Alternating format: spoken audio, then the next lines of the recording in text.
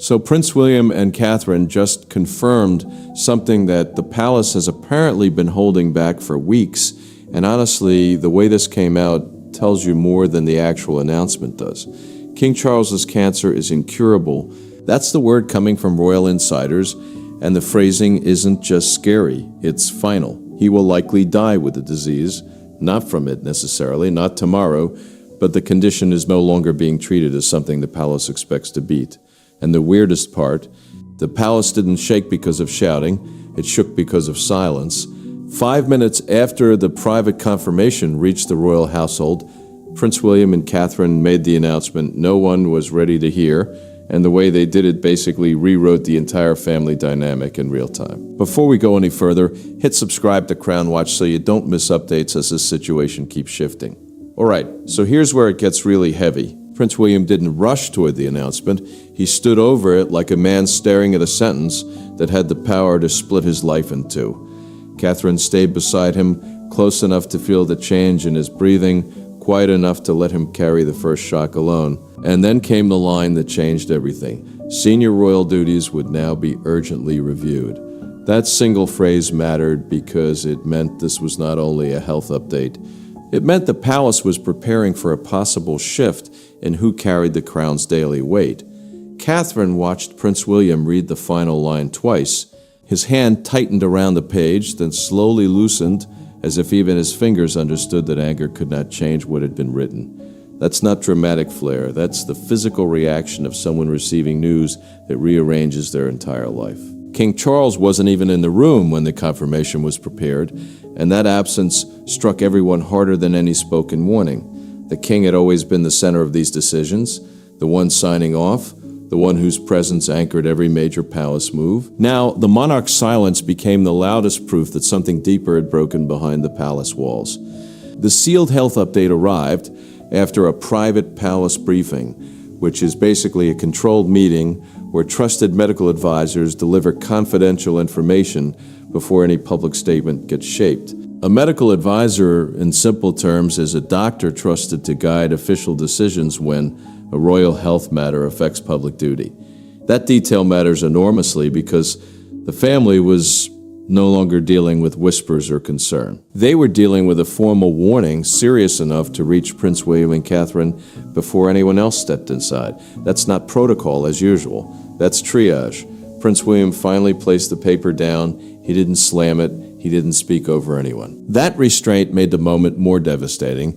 Catherine saw not just the future king, but a son fighting to keep his grief hidden before the nation could even begin to understand it. She knew the words would be repeated across every screen, every home, every table, yet she also knew the wound behind them belonged first to a family. A private instruction moved through the household with chilling speed, no unnecessary movement, no public denial, and no informal comment from any royal office until Prince William spoke. That order mattered because one careless sentence could shake public trust, and one false reassurance could make the tragedy feel like a cover-up. The palace wanted control, the family wanted time, but King Charles's condition had stolen both. Prince William looked toward Catherine before the final confirmation was released. She gave him no speech, only a steady presence, and that was enough. The prince understood that once the words left him, the tragedy would no longer belong to one room. It would belong to the monarchy, to the people, and to every person standing close enough to the crown to be tested by it. And as the words left Prince William's mouth, the tragedy stopped being only about King Charles's health and became a test of everyone standing closest to the crown. Behind the palace walls, the announcement landed differently on every heart. For Prince William, it was the sound of childhood fear returning in adult form. For Catherine, it was a call to stand beside him while the ground shifted beneath their family. For King Charles, it was the cruelest reminder that even a king cannot command time. And for Camilla, it was the beginning of a loneliness no title could soften. Prince William stared at the announcement draft as if the paper had become heavier with every word. The prince was no longer standing there only as a son. He was standing there as heir, meaning the next person in line to carry the crown when the monarch can no longer do it. That mattered because King Charles's health crisis had suddenly pushed the future closer, not as a ceremony, but as a burden. The monarchy needed someone steady, and the future king knew everyone was already looking at him. Catherine placed one hand over Prince William's hand, not to stop him, but to keep him from disappearing inside his own fear. The princess understood his silence before anyone asked him to explain it. She knew the difference between duty and grief. She knew when the prince was choosing words for the public while hiding pain meant for no one but family. Her calm mattered because if he broke, the whole room would feel it. King Charles had made one request before the announcement moved forward. The king wanted Prince William and Catherine to confirm the news. Not a medical secretary, not a palace aide, not some cold official voice. A palace aide, in simple words, is a trusted staff member who helps manage royal duties and private instructions. That choice mattered because the monarch wanted the future of the crown to speak with one voice. He wanted strength, but he also wanted tenderness. Camilla received the news separately, and the queen consort did not reach for anyone. She sat rigidly in her chair as the door closed, her face pale, her hands still, her title suddenly useless against the loneliness spreading around her. Camilla had stood beside King Charles through storms before, but this felt different. This was not gossip. This was not family tension. This was the king's body forcing the palace into decisions no heart was ready to make. A senior aide quietly removed a public engagement folder from King Charles's desk. Public engagements are official visits and appearances where royals represent the crown in front of the people. That small act mattered because it signaled what no one wanted to say aloud. Some appearances might never happen as planned. Prince William saw the empty space on the desk. Catherine saw his face change. Camilla heard the silence after the door shut and understood the old rhythm had cracked. The announcement had already shaken the palace, but the deepest wound was still hidden behind it. Prince William knew it. Catherine felt it. King Charles had prepared for it, and Camilla, alone with the truth, began to realize that the tragic confirmation was only the surface. To understand why this confirmation carried such devastating force, you have to look back to the moment that changed everything. Every royal crisis has a moment that later feels impossible to ignore. This one began not with a public collapse, not with a headline, but with a dinner no camera saw at Windsor. During what was meant to be a calm family evening, King Charles reached for his glass, stopped mid-conversation, and looked toward Prince William with an expression that made the room fall silent. That was the trigger no one forgot. King Charles had entered that dinner determined to keep control. The king wanted one quiet evening, one calm discussion, one chance to speak about future royal duties without panic spreading through the household.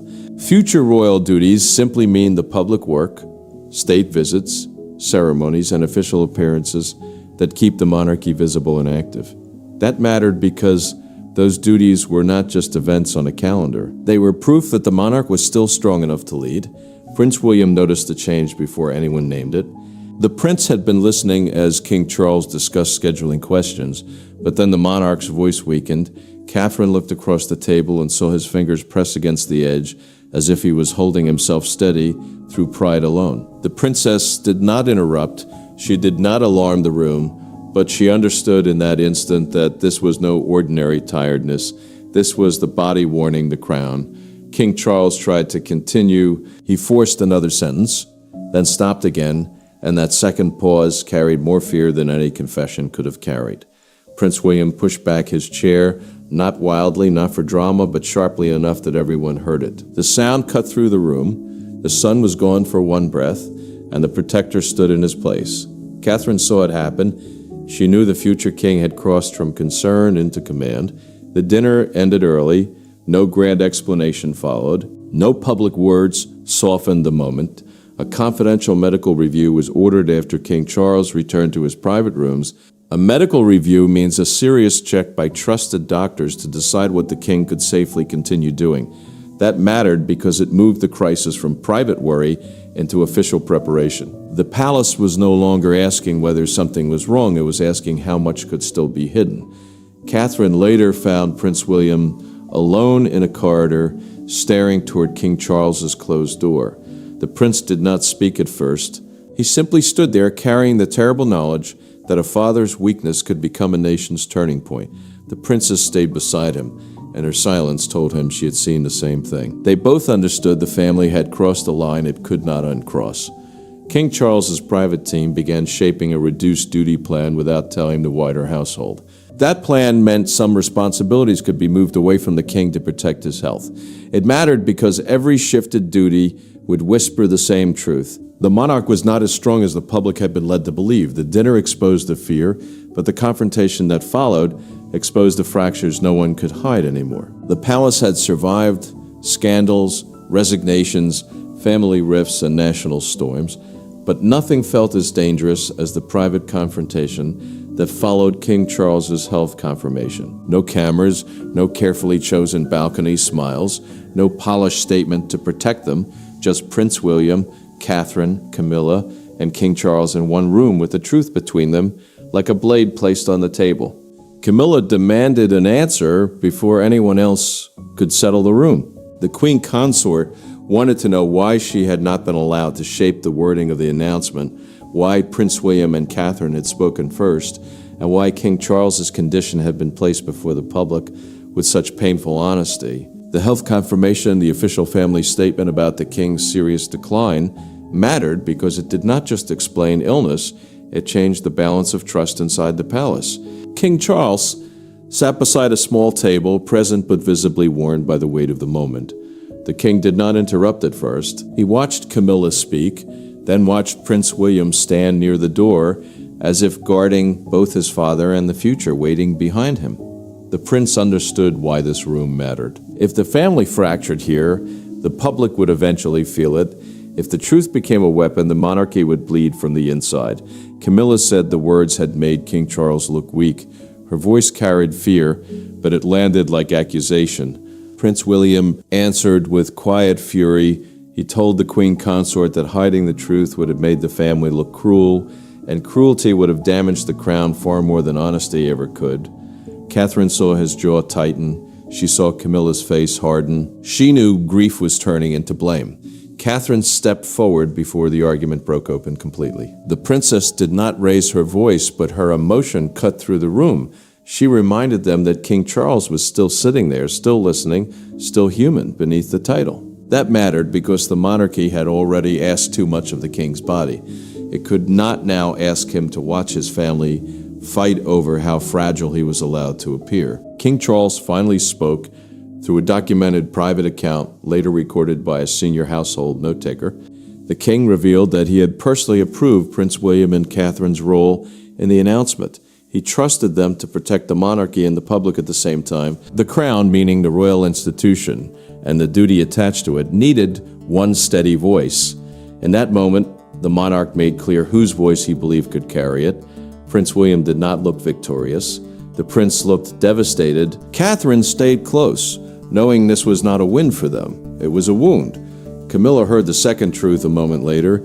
Some royal duties had already been reviewed, and certain responsibilities could move to Prince William sooner than expected. The Queen Consort went still, because that was the part no one had said out loud. King Charles lowered his gaze, and the room changed. The king had not only confirmed his trust, he had confirmed his shift. Camilla understood it. Catherine felt it. Prince William carried it. And from that moment, the crisis was no longer only about health, grief, or family pain. That question moved the crisis from emotion into control. And control was where the palace became most dangerous. Power inside the monarchy rarely arrives with thunder. It moves through folders, signatures, schedules, and who is asked to enter the room first. After the tragic health confirmation, one fact became impossible to ignore. Prince William was no longer waiting outside history. He was being pulled into it. And Catherine, calm but visibly shaken, became the person helping him carry what King Charles could no longer fully hold. Prince William sat with the duty folder open in front of him, but he did not turn the page. The prince knew what the folder meant. A duty folder is a private set of schedules, public visits, and official tasks prepared for working royals. That mattered because this was not just paperwork. Every page showed where the king might no longer appear, and every replacement line pushed the future king closer to a role he never wanted to inherit through fear. Catherine watched him struggle with the silence. The princess understood that stepping forward could look powerful to the world, but inside the family it felt like grief wearing a uniform. She told Prince William that protecting King Charles did not mean replacing him. It meant giving the monarch space to choose what strength still looked like. Her words mattered because the palace needed steadiness, but the prince needed permission to be a son before becoming a symbol. King Charles's reduced schedule was no longer treated like a short pause. The king's condition had turned it into a serious constitutional and emotional adjustment. Constitutional, in simple words, means anything connected to how the monarchy functions within the country's public system. That mattered because King Charles was not only a father trying to recover, he was the monarch, and every canceled duty raised questions about who would carry the crown's work next. A palace aide entered quietly with a marked list from King Charles's office. The aide revealed through a documented household account that the king had already placed Prince William's name beside several engagements before the public announcement. The monarch had understood the decline earlier than most people around him. He had not been careless. He had been preparing. That discovery hit the prince harder than any command, because it proved his father had been thinking about the future while hiding the pain of the present. Prince William looked toward Catherine and admitted the truth he had been swallowing all morning. He said he never wanted this moment to arrive through suffering. The princess did not rush to comfort him with easy hope. She simply reminded him that King Charles still had dignity, still had choice, and still had a son strong enough to guard both. The future king heard her, but the weight did not lift. It only settled deeper. Camilla discovered the shift when a decision that once would have reached her first moved through Prince William's office instead. The queen consort stood frozen when she learned that some instructions were now being checked by the prince before final approval. Camilla had feared grief, she had feared illness, but influence moving without warning felt like another kind of loss. She understood how quickly a crisis could rearrange the room around her. King Charles remained at the center, yet the machinery had begun turning around Prince William. Catherine saw it, Camilla felt it. The prince could no longer pretend it was temporary. Power had not announced itself with a crown or a speech. It had arrived through changed schedules, careful wording, and one father quietly preparing his son before the son was ready. By the next morning, the palace was no longer asking what had happened. It was reacting to what could no longer be undone. Morning arrived, but the palace did not feel awake. It felt wounded. The announcement about King Charles's health had traveled faster than any official could contain, and inside the royal household, every corridor seemed to carry a different kind of fear. Staff whispered over changed schedules, aides removed names from briefing papers, and Camilla, standing alone beside a window, understood that the old rhythm had broken. Camilla watched an aide remove King Charles's next engagement card from the board. The queen consort did not ask him to stop. She only stared as the card disappeared, and her face shifted from disbelief to grief. An engagement card is a schedule note for an official royal appearance, and removing it meant the king might no longer attend as planned. That mattered because King Charles's absence would not be hidden inside palace walls. Every empty seat would speak for him. Prince William received the first call before the household had settled into the morning. The prince paused before answering because every ring now sounded like preparation, not support.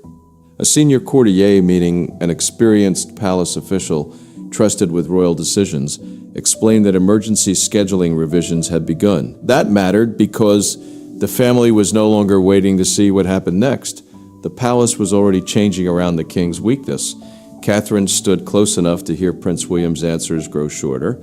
The princess knew those short replies were not coldness. They were control. She understood that he was being asked to prepare for a larger public role, not as ceremony, not as honor, but as an urgent response to King Charles's condition. The future king was being pulled forward while still trying to remain a son. Catherine saw the pain of that split before anyone else did. King Charles's reduced duties triggered private calls to senior family members. The king had not vanished from the center of power, but his condition forced others to move before the public saw the full shape of the crisis. That mattered because the monarchy survives on continuity, and continuity means the crown must appear steady even when the family behind it is shaken. Prince William knew this, Catherine knew this. Camilla felt it most painfully when another folder left King Charles's desk. The palace quietly drafted two versions of the next public statement. One sounded hopeful, the other sounded far more severe. A public statement is the official message released to the nation when the royal household wants one controlled version of events. That mattered because two drafts meant uncertainty. It meant no one could fully promise comfort. It meant the next words might either calm the country or deepen the wound. Catherine learned through a private briefing note that King Charles had specifically requested she remain close to Prince William during all future meetings. The princess absorbed that detail quietly, but it struck her deeply. The king was not only trusting his son, he was trusting her to steady him when duty became too heavy. Prince William looked at Catherine when she told him, and for a moment no title mattered. Only the fear between them did. Camilla stood alone again after the aide left, and the queen consort understood that grief had become visible through action. Cards removed, calls made, drafts prepared. Prince William heard the next instruction and did not move right away. Catherine watched him gather himself. King Charles waited behind a closed door carrying words only a father could say. When Prince William finally entered King Charles's room without aids, the crisis became painfully simple. A king, his heir, and the words neither wanted to say. For all the palace doors, titles, protocols, and polished statements, the turning point came in a room where none of it mattered. King Charles was not a symbol in that moment. Prince William was not only the heir, they were father and son, sitting close enough for silence to say what pride could not. Catherine waited outside, and for once the monarchy had no shield between grief and truth. Prince William entered alone because King Charles had asked for it that way. The prince left Catherine outside the door, even though every part of him wanted her steady presence beside him. A private royal room, in plain words, is a protected space where family matters can be spoken without staff, advisors, or public pressure. That mattered because this was not about strategy anymore. This was about a father telling his son what fear had done to him. King Charles looked at Prince William with a softness the palace rarely allowed. The king knew the announcement had changed everything, and he knew the future king had carried the first blow in public. The monarchy now had to adjust to a painful new reality, meaning the family and the institution had to prepare for reduced duties, changed roles, and heavier responsibility on the heir. That mattered because no one could pretend this was just a difficult week. It was a new chapter beginning through heartbreak. King Charles told Prince William he was sorry, not for being ill, not for needing help. He was sorry the burden had arrived this way, through fear instead of calm preparation. The prince lowered his head before answering. He said he was not angry at the burden, he was afraid of losing his father and sighed it. Those words broke through every royal distance. For a moment there was no crown between them, only love under pressure. King Charles reached for Prince William's hand. The gesture was small, but it carried years of things they had never said easily. The king had spent his life inside duty, and the prince had learned early how heavy silence could become. Now both men sat with the truth exposed. King Charles was still the monarch, but he was also a father asking his son to be brave before either of them was ready. King Charles then revealed through a recorded private family conversation, later preserved in palace notes, why he chose Prince William and Catherine to confirm the tragic news. The king wanted the public to see continuity wrapped in compassion. Continuity means the monarchy does not appear broken, even when one person steps back. That mattered because the people needed calm. But King Charles also wanted honesty. He wanted the nation to see the future without feeling abandoned by the present. Prince William listened without interrupting. The prince understood that Catherine had been chosen not as decoration, but as strength. King Charles trusted her calm, her judgment, and her ability to hold the future king steady when grief threatened to turn into panic. The king also made one thing clear. Camilla had to be protected from humiliation, but she could not control the emotional truth of the announcement. The queen consort's pain mattered, yet the public deserved honesty more than palace comfort. Prince William rose slowly when the conversation ended. He did not look relieved, he looked changed. King Charles watched him go with pride and sorrow mixed together, knowing the son who entered had carried fear, but the man who left carried resolve. Catherine saw his face as soon as the door opened. She understood before he spoke. The private pain had been spoken at last. But outside the palace gates, a nation was already deciding what the moment meant. By midday, the story was no longer contained within palace walls. It had moved into homes, taxis, offices, cafes, and crowded streets where people stopped scrolling and simply stared. The tragic confirmation about King Charles's health became more than a royal update. It became a national pause. And at Buckingham Palace, the public gathered not for celebration, but for something quieter, recognition that an era was trembling. Prince William saw the first public reaction on a muted screen, and for a moment the prince did not move. The announcement had dominated every conversation because he and Catherine had not hidden behind a cold office statement. They had carried the truth themselves. A royal update, in simple words, is an official message from the palace about something important affecting the family or the crown. That mattered because this update was not about travel, ceremony, or celebration. It was about the king's health and the future of the monarchy. Catherine stood near Prince William as the broadcasters replayed his words again and again. The princess heard one presenter frame the moment as a defining test for the monarchy, focusing on the prince's restraint and her calm presence beside him. That mattered because the public was no longer judging only the news.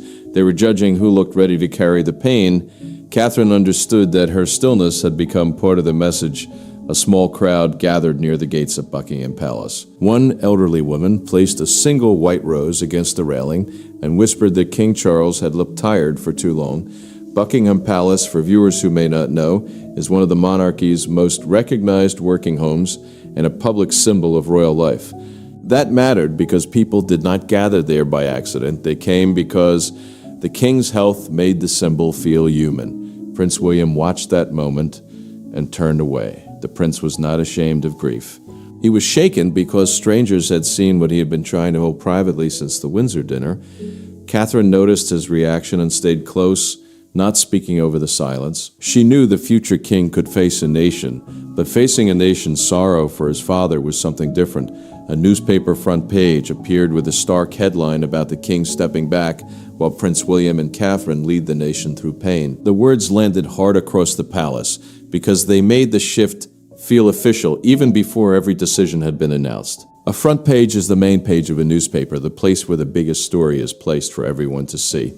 That mattered because the public had already chosen the image that would define the day. One broadcaster said the defining image was not a crown, not a balcony, not a golden carriage, but Catherine standing beside Prince William as he confirmed the hardest truth of his life.